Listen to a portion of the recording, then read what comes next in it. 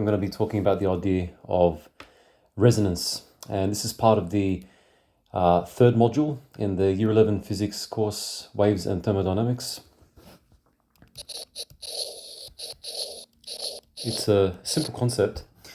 So the best way I can start with this is to go back to the kinetic theory of matter.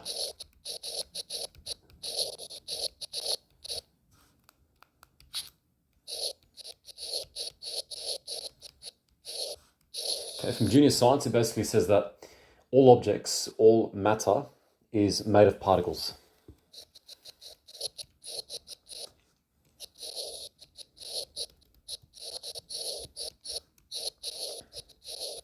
And particles is a loose way of saying, as a physicist, things like atoms, molecules, or ions. Okay, these are all particles. So if you take a lump of gold, let's say, and you had a super powerful microscope, you could zoom in, you'd see gold atoms. Okay, these are the particles in this case. If you were to go back to the Big Bang itself, so just after the Big Bang, around 13.8 billion years ago, there was a moment where the state of the universe existed in the form of plasma. Now, plasma is sort of the state between liquid and gas, and if you were to zoom into a typical patch of plasma, you'd find ions, okay, charged atoms. And so the three states of matter, three main states of matter, I should say, are solid, liquid, and gas. So the particles in a solid are very close together, which makes solids very rigid and tough. Liquid, the particles are a bit further apart, giving the ability for atoms to slide over one another. In a gas, they're very far apart. They're bouncing around all over the place. If you had a container or a box, you'd find that the particles would be bouncing off walls at high speed. Okay, and plasma is sort of in between here, liquid and gas. Now, there's a law of physics which states that all objects have particles that are always vibrating, and it's impossible to have zero motion of particles. Okay, this is called the third law of thermodynamics.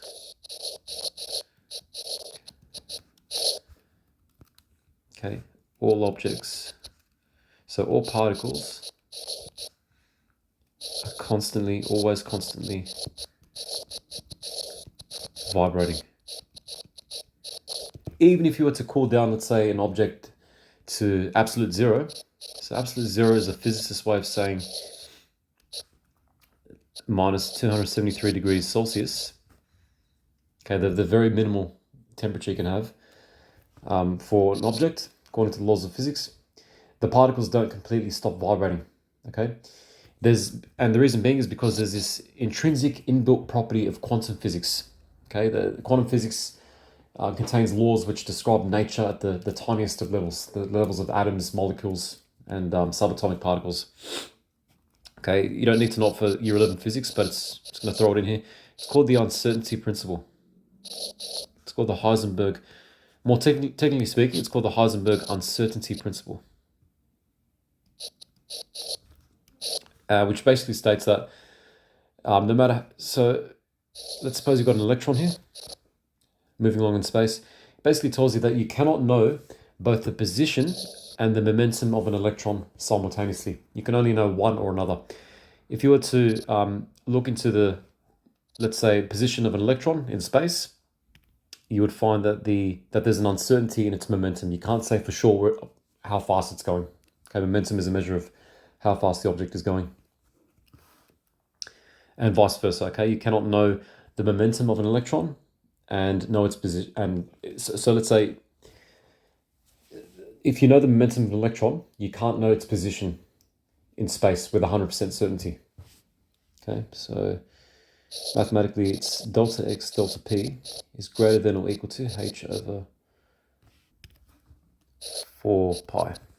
Okay, delta x, that's the uncertainty in the position of the electron, let's say along the x-axis. Delta p is the uncertainty in the momentum of the electron along the x-axis. And they've got to satisfy this inequality where if you multiply the uncertainties, they've got to be greater than or equal to h over 4 pi. H is a very small number. It's called Planck's constant. It's 6.67 times 10 to the minus 34. Incredibly tiny. And the reason why we don't come across this uncertainty in everyday life is because of the h. Okay, this is only evident on the quantum level of atoms and particles. So that's why particles are always in constant motion. They can't be stationary, because if they're stationary, like an electron, then you'll be able to tell for sure where it is and what its momentum is, which is impossible.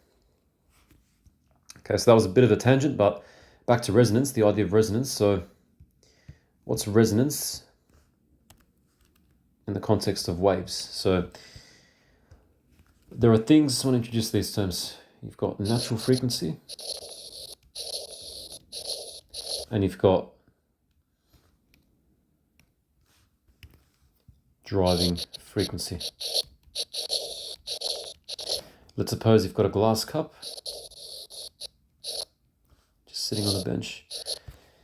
Now the glass cup is made of glass molecules, right? If you were to zoom in with an ultra powerful microscope, you'd see molecules and atoms in turn.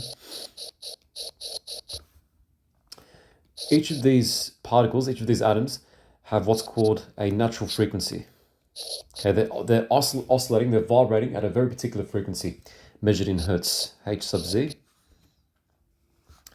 And let's suppose I've got a speaker nearby.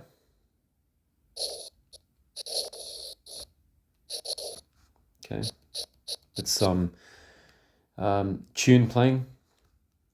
The frequency that's being applied to the glass cup in this case is called the driving frequency. Okay, the frequency coming from the speaker. If you were to somehow have the natural frequency set equal, so somehow you're able to have the driving frequency match that of the natural frequency of the glass atoms, you would achieve a state called resonance. And the glass would shatter because the driving frequency matches that of the natural frequency.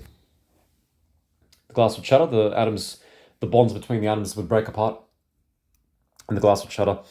That's why there are some opera singers who are gifted, who are able to actually do that. Okay, and that's the idea of resonance in the context of sound.